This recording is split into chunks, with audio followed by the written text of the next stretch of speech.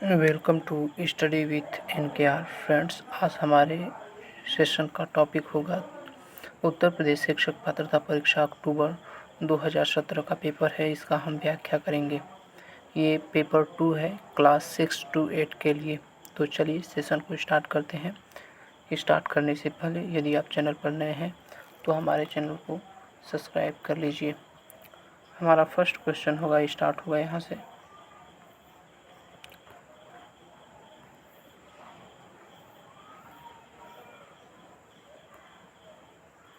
First question है कि भारतीय संविधान के किस अनुच्छेद में 6 से 14 वर्ष के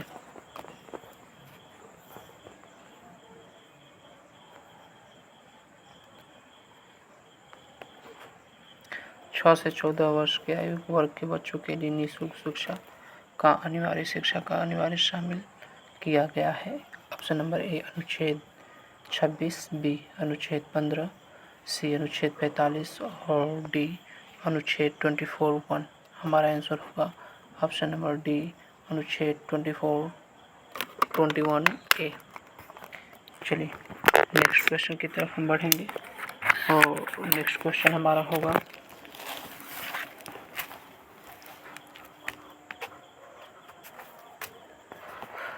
नेक्स्ट क्वेश्चन है कि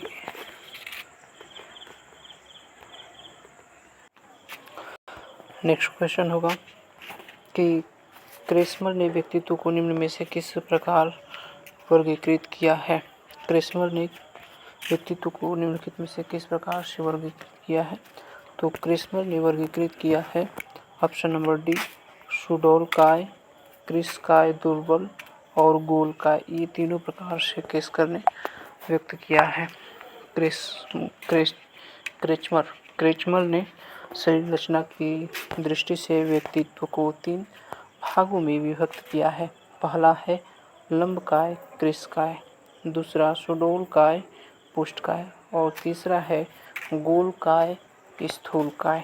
नेक्स्ट क्वेश्चन देखेंगे और नेक्स्ट क्वेश्चन होगा हमारा कि टीईटी का उद्देश्य निम्न में से किसका मापन है।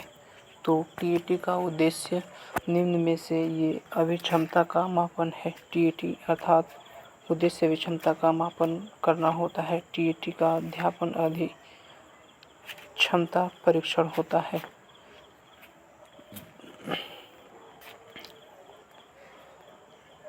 नेक्स्ट क्वेश्चन, संघनन का सिद्धांत निम्न में से किसकी व्याख्या करता है। तो संघनन का सिद्धांत स्मृति का व्याख्या करता है। किसका व्याख्या करता है। तो संघनन का सिद्धांत स्मृति का व्याख्या करता है। नेक्स्ट देखेंगे और नेक्स्ट क्वेश्चन है, क्वेश्चन नंबर 5 है कि निम्न में से कौन सी शिक्षा मनोविज्ञान की सर्वाधिक व्यक्तिनिष्ठ विधि है।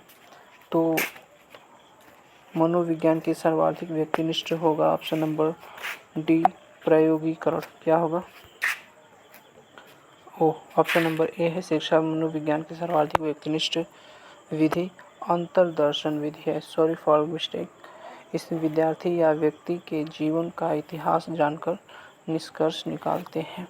नेक्स्ट क्वेश्चन होगा कि एल्बर्ट बंडूरा निम्न में से किससे संबंधित है। तो एल्बर्ट बंडूरा ये सामाजिक अधिगम सिद्धांत से संबंधित है। नेक्स्ट क्वेश्चन है कि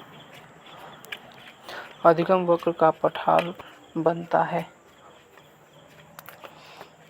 अधिगम वक्र का पठार बनता है। तो अधिगम वक्र का पठार थकान के कारण बनता है।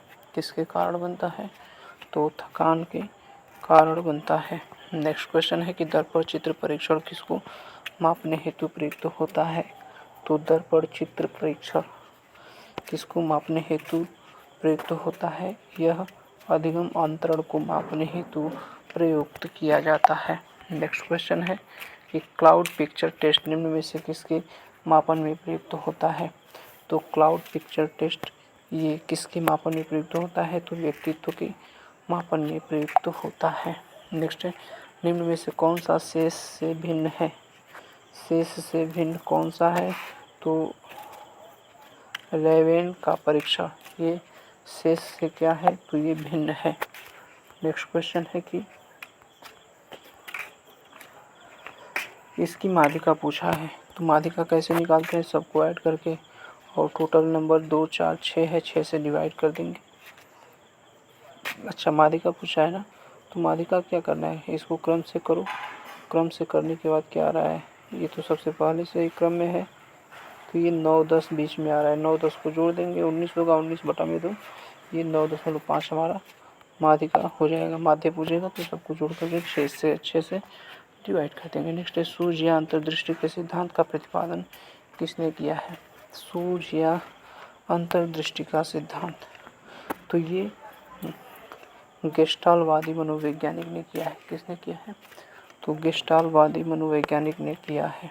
नेक्स्ट क्वेश्चन देखेंगे, और नेक्स्ट है कि मकडूगल के अनुसार प्रत्येक मूल प्रवृत्ति से संबद्ध होता है। ये क्या होता है, तो संवेग होता है। नेक्स्ट क्वेश्चन है कि पूर्व अनुभव के आधार पर संवेदना को अर्थ प्रदान करना क्या कहलाता है। पुरुष अनुभव के आधार पर संवेदना को अर्थ प्रदान करना, यह प्रत्यक्ष ज्ञान कहलाता है। क्या कहलाता है, प्रत्यक्ष ज्ञान कहलाता है। नेक्स्ट है कि 5 वर्ष के मोहन की मासिक आयु 8 वर्ष है। 5 वर्ष के मोहन की मासिक आयु, मासिक आयु 8 वर्ष है। उसकी बुद्धि लब्धि कितनी है, तो बुद्धि लब्धि निकालने के लिए क्या करेंगे कि मानसिक आयु 5 वर्ष बटे में वास्तविक आयु, मानसिक आयु 8 है, बटे में 5 उड़ते 100 कर देंगे, तो 20 वाटे 160 हो जाएगा। तो आंसर क्या हो जाएगा, ऑप्शन नंबर बी 160। तो हम ध्यान रखेंगे कि बुद्धि लब्धि के लिए क्या करेंगे कि मानसिक आयु बटे में वास्तविक आयु इंटू 100 से मल्टीप्लाई कर देंगे। नेक्स्ट है कि कौन सा बुद्धि लब्धि स्तर मंद बुद्धि वाले बच्चों का प्रशिक्षण योग्य बुद्धि लब्धि स्तर कहलाता है। तो प्रशिक्षण योग्य बुद्धि लब्धि ये कहलाता है, ऑप्शन नंबर सी हमारा सही हो जाएगा कि 81 से 90 बुद्धि लब्धि वाले बच्चे मंद बुद्धि के होते हैं और ये प्रशिक्षण योग्य होते हैं। टरमैन ने 1916 के स्टैनफोर्ड ने परीक्षण के साथ बुद्धि लब्धि की वितरण तालिका इस प्रकार तैयार की है।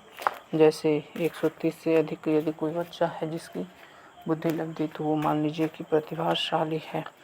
130 से नीचे अब चलेंगे तो 21 से 30 ये प्रखर है, प्रतिभाशाली प्रखर। फिर 11 से 20 तीव्र बुद्धि वाला है और 91 से 110 ये सामान्य बुद्धि वाला बालक है। 91 से 110। इसके बाद है 81 से 90, तो 81 से 90 ये मंद बुद्धि के अंतर्गत आएगा। 71 से 80 अल्प बुद्धि आएगा और 71 से नीचे जड़ बुद्धि आएगा। क्या आएगा, जड़ बुद्धि आएगा। नेक्स्ट है रोसार्क इंक ब्लॉट टेस्ट का प्रयोग निम्न में से किसके मापन हेतु किया जाता है। तो ये व्यक्तित्व के मापन हेतु किया जाता है। किसके मापन हेतु किया जाता है, तो ये व्यक्तित्व के मापन हेतु किया जाता है। नेक्स्ट क्वेश्चन है कि निम्न में से कौन सा विस्मृति का कारण नहीं है।